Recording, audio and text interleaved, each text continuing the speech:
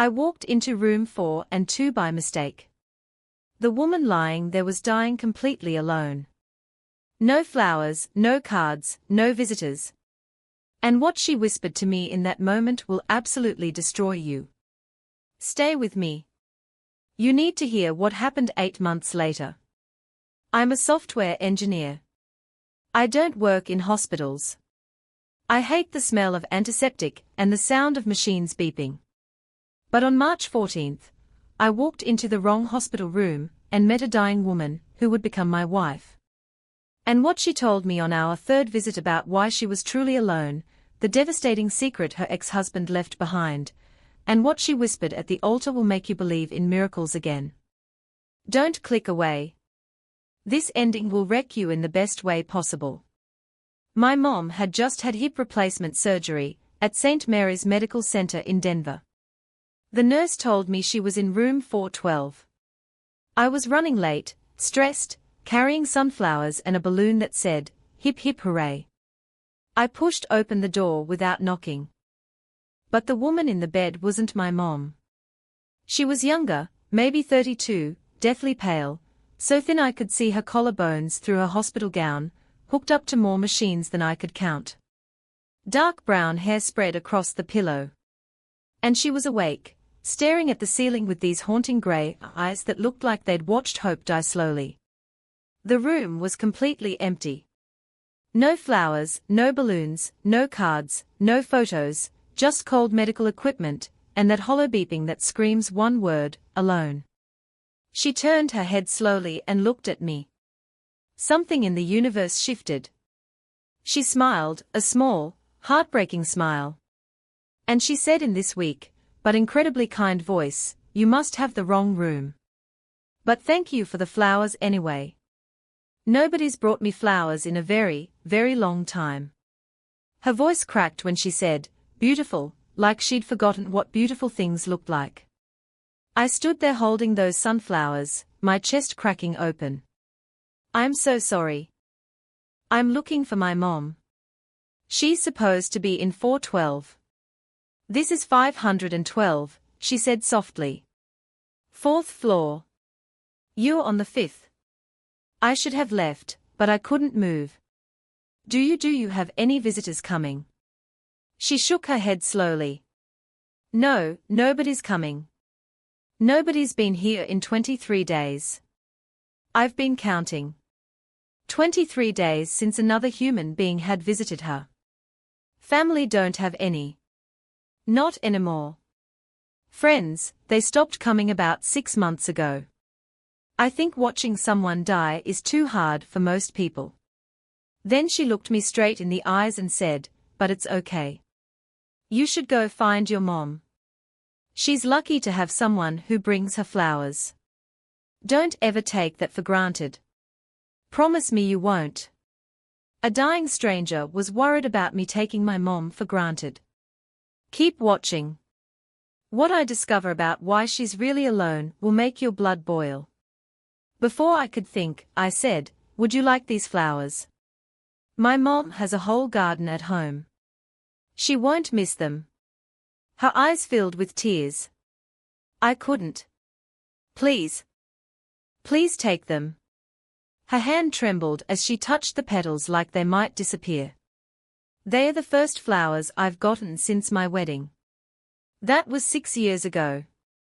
6 years and 14 days. She knew the exact number of days. "I'm Emma. Emma Mitchell. Daniel. Daniel Taus. Thank you for seeing me." That last part was so quiet I almost missed it. Like she'd become invisible. I placed the flowers on her bedside table. Noticed a children's book. "What are you reading?"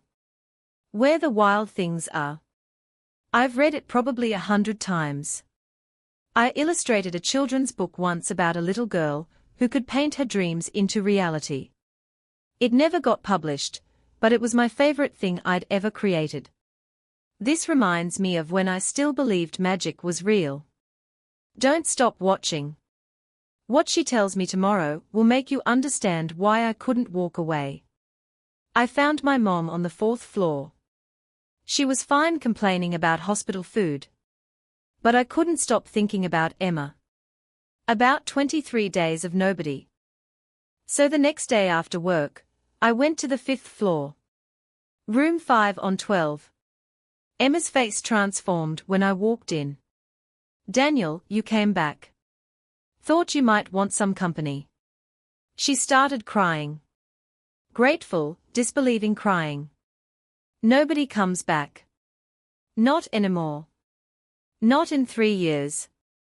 I pulled out a box of chocolate chip cookies. Figured hospital food is terrible. We talked for 3 hours. I learned Emma was a children's book illustrator before getting sick. Published 12 books, loved terrible puns, and could quote The Princess Bride. Always dreamed of seeing the Northern Lights. Her grandmother had made the world's best chocolate chip cookies, but died when Emma was 15. I promised to come back tomorrow. And I did. And the next day, and the day after that on day 4, I asked the question I'd been avoiding. "Emma, what happened? Why are you here alone? Stay with me because what she tells me next will make you furious."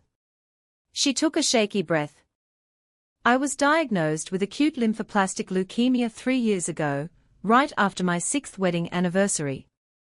My husband Mark was a lawyer. We had this beautiful life planned. House, kids, growing old together." She paused. "The chemo was brutal. Lost my hair. Lost 43 pounds. Got so sick I couldn't work. Mark started working late. Then later, 6 months into treatment, he came home and said he couldn't do it anymore. Said he married me, not my cancer. I felt rage building. He left you during chemo. He filed for divorce while I was hospitalized for pneumonia. Took the house. The car. Our dog Cooper cleaned out our savings, left me with $127,000 in medical bills and a note that said, 'I hope you understand.' Most of my friends disappeared, too. Visits got shorter. Further apart, calls stopped. I think I reminded them that bad things happen to good people, so they erased me." Tears streamed down her face. "My parents died when I was 19. I'm an only child. Grandparents gone. When the cancer came back 6 months ago, I moved into this hospital because I had nowhere else to go. I've been here 4 months and 23 days. You're the first person who's visited who wasn't being paid to be here. Emma, I said you're not alone anymore. I'm coming back every single day. I promise." "Why would you do that for a complete stranger?" "Because nobody should die alone. And you're not dying. Not if I have anything to say about it. And here's where the impossible starts. Don't click away. I came every day after work. Brought books, movies, puzzles, stories, made her laugh, listened, sat in silence when she was too tired for words. Week 2, we watched old movies on my laptop. She fell asleep during Casablanca, and I realized I was falling in love with this dying woman I'd met by accident. Week 5, Emma started experimental treatment. Side effects were brutal. Nausea, pain, exhaustion, but I was there every day. Held her hair back. Brought ice chips, read to her, slept in the visitor chair because I couldn't leave her alone. The nurses started calling me Mr. Mitchell. I didn't correct them. Week 7, her oncologist, Dr. Sarah Williams, pulled me aside. "Are you family?" "No, friend. She has you as her emergency contact. You're here more than any spouse I've ever seen. The treatment isn't working as well as we'd hoped. You should prepare yourself." That night, I whispered to sleeping Emma, "Don't give up, please. I need more time. I need years. I need a lifetime." Week 9, something miraculous happened. Emma's blood work showed improvement. Dr. Williams looked at the results 3 times. I've never seen a response like this. Whatever you're doing, keep doing it. Emma cried when they told her. I'm scared to hope. Hope hurts when it gets taken away. Then let me hope for both of us. Week 12, Emma was moved out of ICU. She could sit up, walk, had color in her cheeks again, and that's when everything changed. Keep watching, Daniel, she said one evening. Why do you come here every day for someone you barely know? Someone who's dying. I looked at this woman who'd been through hell and still managed to care about others. I told her the truth because I'm in love with you, Emma. I think I have been since day one. I know it's crazy. I know you're sick, but I want to be here. I want every single day I can get with you. She stared at me, tears streaming. Daniel, you can't love me. I'm dying. Even if this works, the cancer could come back. You should be with someone healthy. You're my future, however long that is. You've already given me everything. A reason to smile, to believe good things still happen. You've given me you. This is insane. Best mistake I ever made. She grabbed my face with both hands. I love you, too. I've been trying not to because it's can't help it. But I kissed her then, gentle, because she was fragile. And I promised her she would never be alone again. Month 5, the scans came back. Dr. Williams walked in smiling. Emma, your scans are clean. Completely clean. The cancer is in full remission. It's a miracle. We cried, held each other, and cried like the world had been remade. Month 6, Emma was discharged. She had nowhere to go, so she moved into my apartment. We fell into this beautiful routine. She illustrated, I worked from home. We cooked, watched movies, talked for hours. It was simple and perfect. Month 7, I took her to Alaska. We stood under the northern lights, green and purple ribbons swirling overhead, and in the snow, I got down on one knee. Emma Mitchell, I walked into the wrong room and found exactly what I didn't know I was looking for. Marry me. Build this impossible beautiful life with me. Sobbing, she said, yes. 1,000 times yes. Month 8, we got married in the chapel at St. Mary's Hospital. Same hospital where we met, where Emma almost died, where love saved us both. Emma wore a simple white dress. Still thin but healthy, glowing, alive. The ceremony was small. My mom, Dr. Williams, 3 nurses, my best friend, 20 people who'd witnessed our impossible story. When the officiant said, you may kiss the bride. I kissed Emma like she was oxygen, and I'd been drowning. The reception was in the hospital cafeteria. Emma had insisted. This is where it started. Where I was dying alone, and you showed up with flowers. Then Emma stood to speak, and what she said, you need to hear this. 3 years ago, I prayed to die. I begged God to let me go, because being alive and alone felt worse than being dead. I had given up completely. Then Daniel walked into my room by mistake with flowers for his mom, and he came back. Nobody ever came back. But he did. Every single day she looked at me with those once hopeless grey eyes. Daniel, you walked into the wrong room. But it was exactly the right place. You saw me. You chose me. You loved me when I couldn't love myself. You didn't just save my life. You gave me a reason to fight for it. I love you more than all the words in all the books I'll ever illustrate. You're my miracle. I pulled her into my arms and whispered, I love you forever. That was 3 years ago. Emma's cancer hasn't come back. 3 years of clear scans. 3 years of doctors saying miracle and unprecedented. Emma is back to illustrating full-time. Published a new book about a girl who gets lost and finds magic. It's dedicated to Daniel, who got lost and found me. We bought a house in Boulder with a huge garden. Emma grows sunflowers now. Says they remind her of the day everything changed. And last month, this is the real miracle.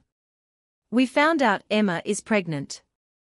Against all odds, after all the treatments that should have destroyed any chance, she's carrying our baby, a girl due in 5 months. We are naming her Grace because Grace happened when I walked into the wrong room. Grace is what saved Emma's life. Grace gave us this impossible future.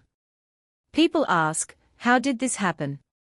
How did you fall in love with a dying stranger? How did she survive? I tell them the truth. I don't know.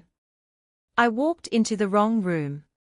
One door, one mistake, one moment of being lost, and it led me exactly where I was supposed to be.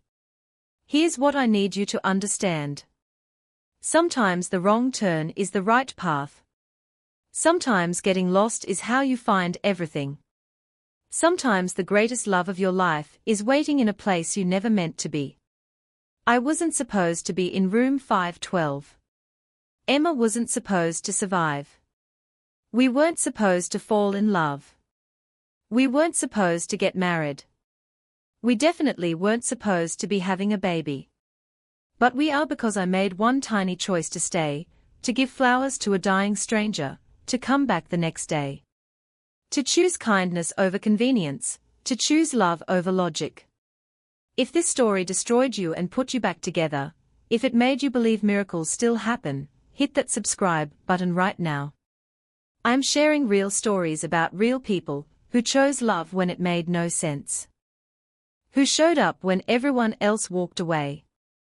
Drop a comment and tell me about your own wrong turn that led you exactly where you needed to be. Share this with someone who's lost hope. Who needs to believe impossible things still happen. Hit that like button if you believe the best things in life happen by accident. That wrong rooms lead to right people. That love finds us when we are completely lost. Emma was dying alone in room 512. I was a stranger with flowers for someone else. 8 months later, she became my wife. 3 years later, she's carrying our daughter. And every day, I thank God I got lost. Because sometimes the wrong room is exactly where you're supposed to be. Sometimes miracles look like mistakes. Sometimes love saves lives in ways medicine never could. Thank you for staying until the end. Now go watch the next video and keep believing in miracles with me.